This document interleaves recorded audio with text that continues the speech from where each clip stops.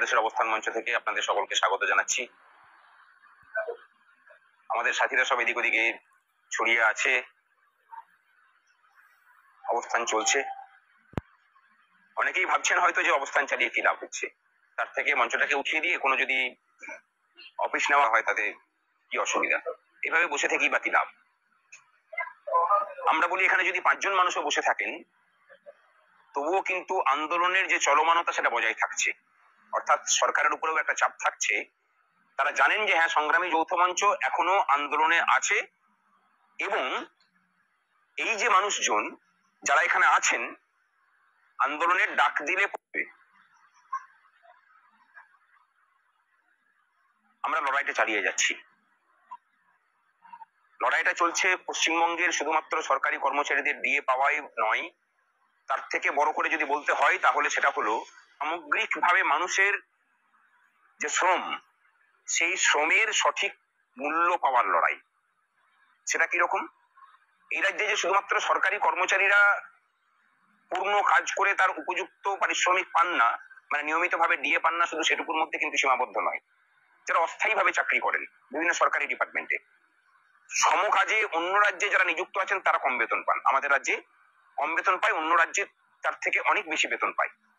বিভিন্ন সেন্ট্রাল প্রজেক্টে একই প্রজেক্ট, একই পরিমাণ বরাদ্দ প্রত্যেকটা রাজ্য পাচ্ছে। অন্য রাজ্যটা করে ওই ধরুন ঝাড়খণ্ডের কথাই বলছি, স্বাস্থ্য ডিপার্টমেন্টে একজন একই পদে ঝাড়খণ্ডে অস্থায়ী কর্মচারী তিনিও যে বেতনটা পাচ্ছেন, আমাদের এখানকার সেই একই পদে চাকরি করে তিনি তার অর্ধেক বেতনও পান না। এই যে ডিসপ্যারিটিটা চলছে, আমাদের এখানকার থেকে মানুষজন ধান পোতার কাজ করতে আসামে যাচ্ছেন। তাহলে প্রশ্ন হতে পারে যে আসামের অর্থনীতি কি আমাদের থেকে অনেক বেশি এগিয়ে থাকে? না, একদমই নয়। আসামের পার ক্যাপিটা ইনকাম থেকে শুরু করে সমস্ত কিছু আমাদের থেকে নিচে আছে। তাহলে ধান পোতার কাজ করে ওখানে 500 টাকা পাচ্ছে, আমাদের এখানে 300 টাকা কেন? তার কারণ আমাদের এখানে শ্রমের ক্ষেত্রে একটা ক্রাইসিস সৃষ্টি করে রাখা হয়েছে। কাজ নেই, সরকারের নতুন কোন কাজ সৃষ্টির প্রচেষ্টা নেই, সেটা সরকারি স্থায়ী ক্ষেত্র হোক, নিয়োগ নেই রাজ্যে।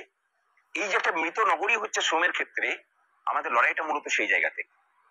তার মধ্যে যেমন সরকারি কর্মচারীদের এআইসিপিআই মেনে ডিএ পাওয়া আছে, অস্থায়ী কর্মচারীদের স্থায়ীকরণ সহ বিভিন্ন দাবি দেওয়া আছে, নতুন নিয়োগের বিষয়ও আছে। লড়াইটা আমরা চালিয়ে যাচ্ছি।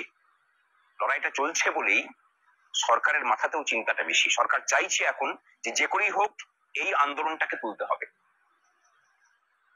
আমরা পথের আন্দোলনে খুব তাড়াতাড়ি নামবো, কিন্তু তার আগে এগুলাতে আমরা খুব দ্রুত আমাদের পদক্ষেপ আপনারা জানতে পারবেন। আমরা লড়াইটা চালিয়ে যাচ্ছি।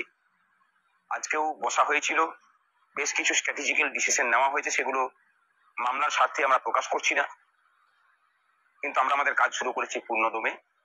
এবং একটা কথা দিতে পারি একদম, আমরা দায়িত্ব নেওয়ার পরে এই মামলার এই পরিণতি হবে না।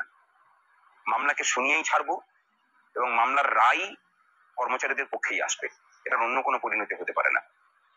আপনারা সবাই তৈরি থাকুন, সাথে থাকুন। এবং তার সাথে আরেকটা কথা বলার, এই আন্দোলন চালাতে যে খরচা, সেটার জন্য আপনাদের কাছে হাত পাততে হচ্ছে, কারণ প্রচুর মামলাতে আমাদেরকে জড়িয়ে দেওয়া হয়েছে। এক একটা মামলাতে আমাদেরকে বের করে নিয়ে আসতে হয়েছে, তার জন্য প্রচুর খরচা পাতি হয়েছে। এখন মঞ্চের খরচাটা আমরা নিজেদের পকেট থেকে দিয়ে চালাচ্ছি। আমাদের অ্যাকাউন্টে পয়সা পাঠানোর ব্যবস্থা করুন, এটা আমাদের আপনাদের কাছে রিকোয়েস্টও বলতে পারেন, আবদারও বলতে পারেন। পরবর্তী সময়ে আবার আসছি। আর তার আগে আমাদের সমালোচকদের কাছে একটাই কথা, বিগত 1.5 বছর ধরে যে আন্দোলন চলছে, আপনারা ভাবছিলেন যে ব্যক্তি ভাস্কর ঘোষ বোধহয় মানে ম্যানেজ লিভ নিয়ে এখানে আন্দোলন করছেন। একদমই নয়। একটা দিনও এমন হয়নি যে আমি এখানে উপস্থিত আছি অথচ আমার স্কুলে আমি সই করেছি। আমার সমস্ত সঞ্চিত ছুটি, তাই এখানে আন্দোলন চালিয়ে গেছি। আজকেও স্কুল করে এখানে এসেছি, বিয়ে নিয়ে আমাদের তারপর আইনজীবীদের সাথে বসা হয়েছে, আর অন্যান্য বিষয় নিয়ে বসা হয়েছে।